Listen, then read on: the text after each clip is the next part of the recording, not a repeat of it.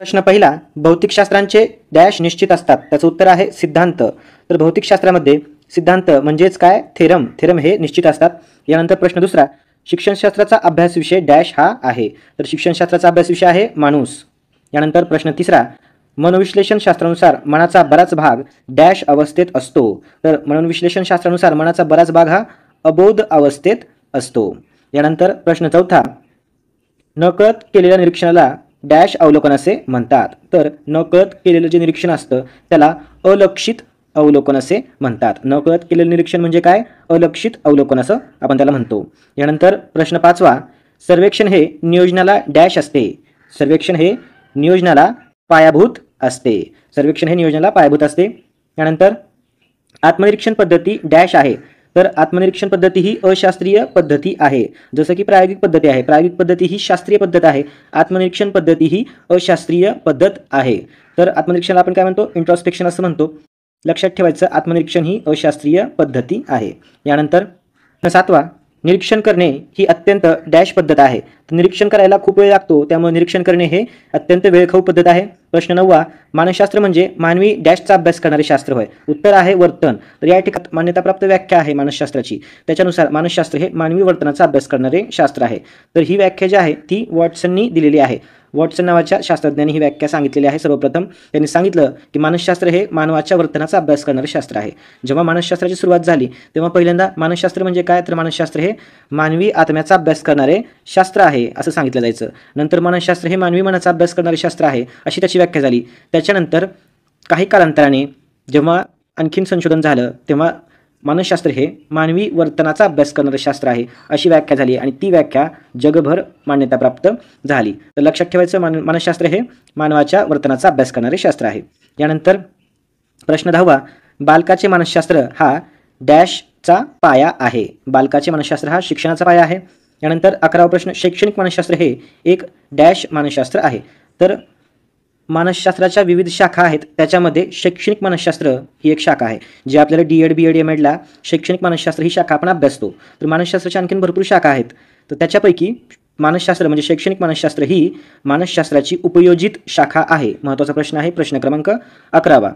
शैक्षणिक मानसशास्त्र ही उपयोजित शाखा आहे. यानंतर प्रश्न 12वा, डॅश ही एक शास्त्रीय पद्धत आहे. तर पर्याय दिले जातील तुम्हाला. या ठिकाणी प्रायोगिक पद्धत ही एक शास्त्रीय पद्धत आहे. मग अशी आपण काय पाहिलं, आत्मनिरीक्षण पद्धती जी आहे ती अशास्त्रीय आहे. आत्मनिरीक्षण पद्धती ही अशास्त्रीय आहे आणि प्रायोगिक पद्धत जी आहे ती शास्त्रीय पद्धत आहे. यानंतर प्रश्न 13वा, बालकांचे डॅश सतत प्रश्नच निर्माण करते. तर बालकांचं वर्तन जे असतं ते सतत प्रश्नात्मक असतं, म्हणजे ते सतत प्रश्न निर्माण करत असतं. बालकांचे वर्तन सतत प्रश्न निर्माण करत असतं. यानंतर प्रश्न 14वा, सर्वेक्षण हे डॅशला पायाभूत आहे.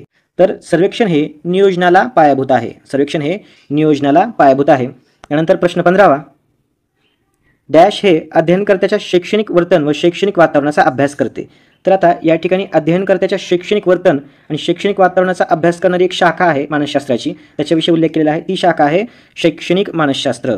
शैक्षणिक मानसशास्त्राचा विषय काय आहे अभ्यासण्याचा, शैक्षणिक मानसशास्त्र विषय माहिती सांगतं किंवा कशाचा अभ्यास करतं. तर शैक्षणिक मानसशास्त्र अध्ययनकर्त्याच्या शैक्षणिक वर्तनाचा आणि शैक्षणिक वातावरणाचा अभ्यास करत असतं. त्याला आपण काय म्हणतो, शैक्षणिक मानसशास्त्र असं म्हणतो. यानंतर प्रश्न 16वा, राग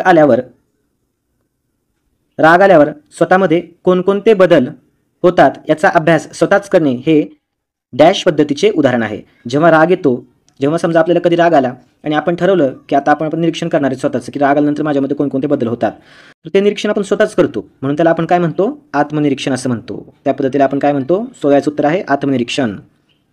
स्वतःचं निरीक्षण स्वतः करायचं, इंट्रॉस्पेक्शन करायचं म्हणजे काय, आत्मनिरीक्षण करायचं. यानंतर प्रश्न 17वा, प्रायोगिक पद्धतीमध्ये जे 2 गट असतात त्यातला पहिला गट नियंत्रित गट असतो, तर दुसरा गट प्रायोगिक गट असतो. दुसरा गट हा प्रायोगिक गट असतो. प्रायोगिक पद्धतीमध्ये 2 गट आपल्याला कधीही करावे लागतात. पहिला गट नियंत्रित असतो आणि दुसरा गट प्रायोगिक असतो. यानंतर 18वा प्रश्न, प्रायोगिक पद्धत शास्त्रशुद्ध आहे त्यामुळे ही पद्धत वस्तुनिष्ठ आहे. प्रायोगिक पद्धत ही शास्त्रशुद्ध आहे त्याच्यामुळं ही पद्धत जी आहे ती वस्तुनिष्ठ आहे. म्हणजे प्रायोगिक पद्धतीमध्ये जे निष्कर्ष असतात ते वस्तुनिष्ठ निघतात. वस्तुनिष्ठ म्हणजे काय, की फिक्स असतात. तुमचं उत्तर एकदम फिक्स येणार आहे असं नाही, डिस्क्रिप्टिव्ह नाही की या ठिकाणी तुम्हाला खूप वर्णन करावं लागणार आहे.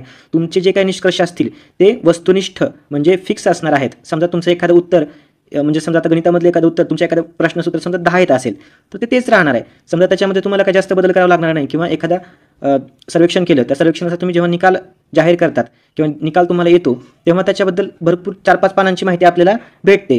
तर तशा प्रकारे प्रायोगिक पद्धतीमध्ये नसतं. प्रायोगिक पद्धतीमध्ये फिक्स रिझल्ट येतो, म्हणजे प्रायोगिक पद्धती ही शास्त्रशुद्ध आहे, त्यामुळे या पद्धतीमधले जे निकाल असतात किंवा निष्कर्ष असतात ते वस्तुनिष्ठ असतात. प्रश्न 19वा,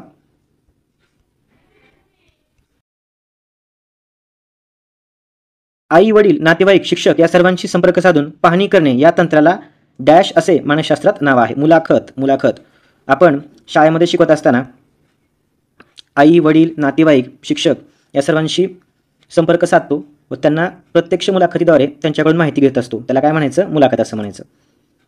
यानंतर 20वा प्रश्न, वर्तनाचा अभ्यास करणारे शास्त्र म्हणजे मानसशास्त्र. आता आपण मगाशीच व्याख्या बघितली. मानसशास्त्र म्हणजे काय? वर्तनाचा अभ्यास करणारे शास्त्र आहे, त्याला आपण काय म्हणतो? मानसशास्त्र असं म्हणतो.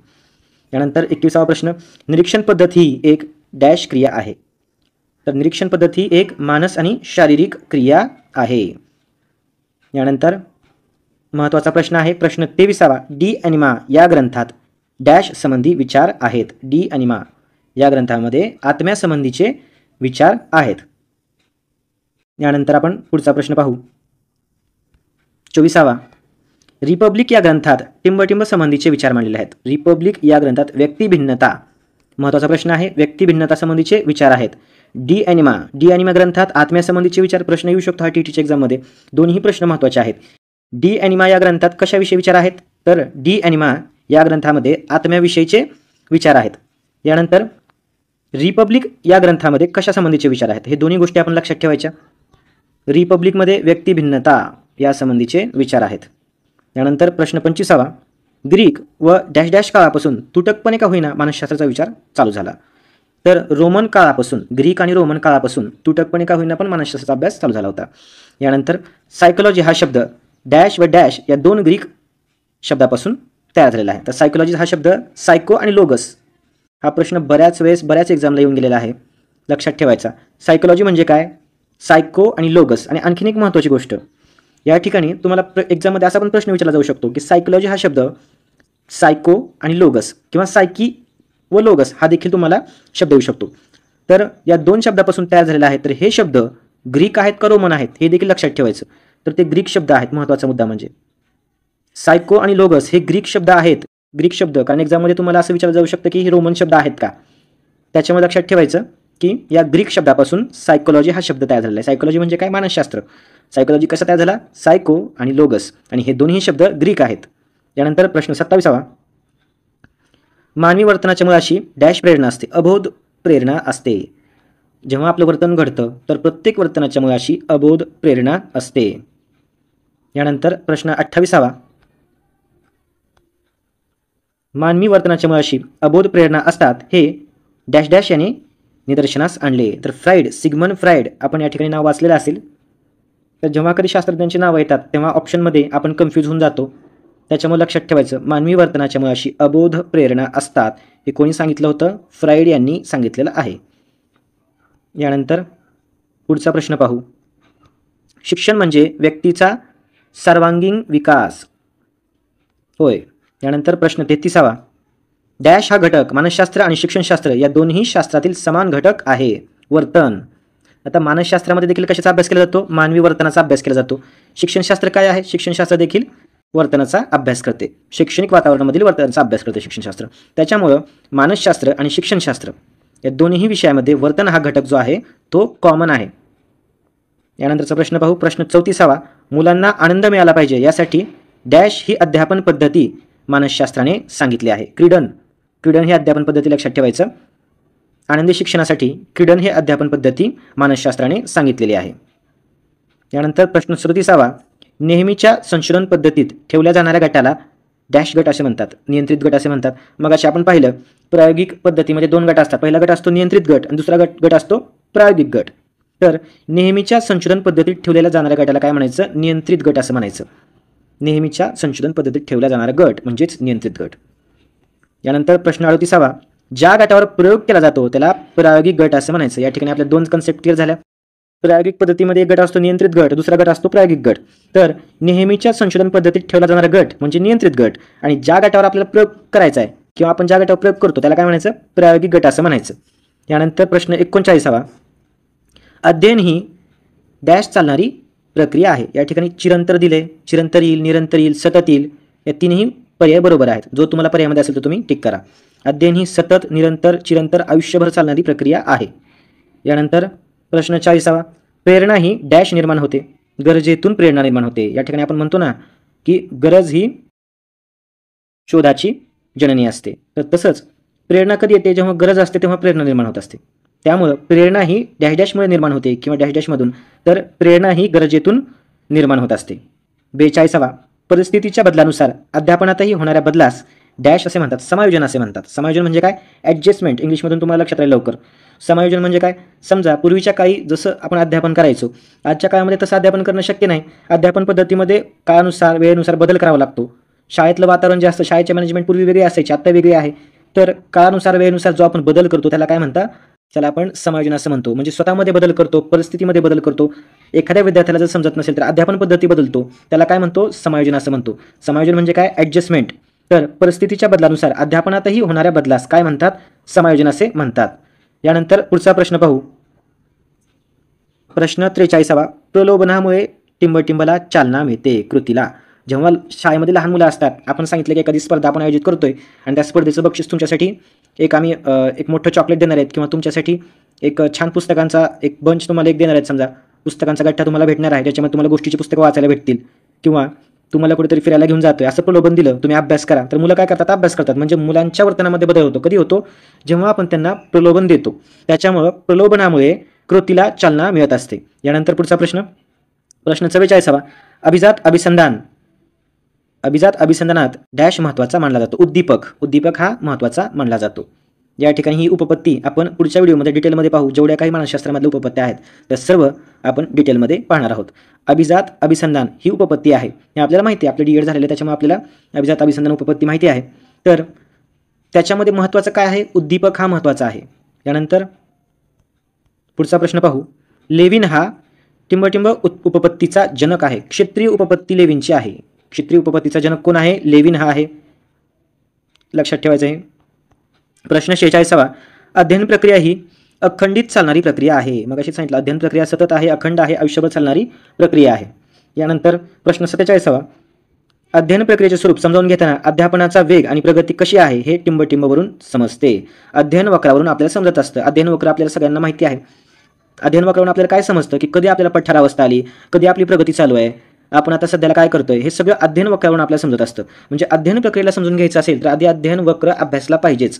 त्याच्यामुळं अध्ययन प्रक्रियेचे स्वरूप समजावून घेताना अध्यापनाचा वेग किती आहे, आपली प्रगती कशी आहे, प्रगती वर जाते का एकाच ठिकाणी आपण थांबलोय, जेव्हा प्रगती खुंटते, आपण म्हणजे प्रगती आपली होत नाही ना, अधोगती होते, अशी अवस्था जेव्हा येते तेव्हा आपण त्याला काय म्हणतो, पठारावस्था असं म्हणतो. तर ह्या सगळ्या गोष्टी कशावरून कळतात, आपल्याला अध्ययन वक्रावरून कळतात. यानंतर प्रश्न 49वा, ज्या काळात अध्ययनाची प्रगती खुंटते त्याला काय म्हणतात. पुढचाच प्रश्न आला, त्याचं उत्तर आहे पठारावस्था असे म्हणतात. म्हणजे आपली प्रगती खुंटते त्याला काय म्हणतात, पठारावस्था असं म्हणतात. यानंतर प्रश्न 50वा, अंतिम प्रगतीच्या टप्प्यात शेवटचे टोक म्हणजे टिंबटिंब हे आहे. तर परिसीमा, आपल्याला जेवढी काही प्रगती करायची त्याचं सगळ्यात शेवटचं टोक त्याला काय म्हणतो आपण, परिसीमा असं म्हणतो. तर अशा प्रकारे आजच्या व्हिडिओमध्ये आपण महत्त्वाचे 50 प्रश्न घेतलेले आहेत. तर आपण आपल्या चॅनलवर एकूण 500पेक्षा जास्त मानसशास्त्राचे प्रश्न टाकणार आहोत आणि इथून पुढचे प्रश्न जे असतील त्या प्रश्नामध्ये पेपरमध्ये मानसशास्त्राचे प्रश्न शोधत असताना तुमचा अप्रोच कसा असला पाहिजे. म्हणजे बरेच प्रश्न असे आहेत की उपयोजनात्मक आहेत, तुम्हाला घरून अभ्यास करून जाण्याची गरज नाही, डायरेक्ट तुम्ही एक्झाममध्ये गेलात आणि ऑप्शन बघून तिथल्या तिथं तुम्ही उत्तर काढू शकतात. तर अशा प्रकारचे प्रश्न देखील आपण आपल्या चॅनलवर टाकणार आहोत. आणि प्रश्न जेव्हा आपण सोडवतो इथून पुढचे प्रश्न आपण ऑप्शन सहित घेऊ. 4 ऑप्शन्स असतील तर ऑप्शन एलिमिनेट कसा करायचा, पर्याय कसा म्हणजे 3 पर्याय कसे करायचे आणि एका पर्यायापर्यंत कसं पोहोचायचं हे देखील आपण आपल्या चॅनलवर म्हणजे घेणार आहोत. आणि महत्त्वाचं म्हणजे मानसशास्त्राचे हे 500 प्रश्न झाल्यानंतर तुम्हाला बाकीचा कुठलाही अभ्यास न करता कमीत कमी 30 पैकी 20 मार्क तर तुम्हाला नक्की भेटतीलच. 20 ते 25 गुण तुम्हाला या ठिकाणी तयारी आपण करून घेणारच आहोत. प्रश्न तुमचं मार्क्स कुठे जाण्याचे चान्स आहेत तर एखादी उपपत्ती, त्या उपपत्तीविषयी किंवा एखादं वर्ष विचारलं जाऊ शकतं, त्या वर्षामध्ये तुमचे मार्क्स जाण्याचे चान्स आहेत, ते देखील आपण तयारी पूर्ण करून घेऊ. म्हणजे आपल्या चॅनलवर आपण 30 पैकी 30 मार्कांची तयारी पूर्ण करून घेणार आहोत. तर भेटूया पुढच्या व्हिडिओमध्ये. तुम्हाला जर व्हिडिओ आवडला असेल तर व्हिडिओला लाईक करा, चॅनलला सबस्क्राईब करा व तुमच्या मित्रांना शेअर करा. थँक्यू.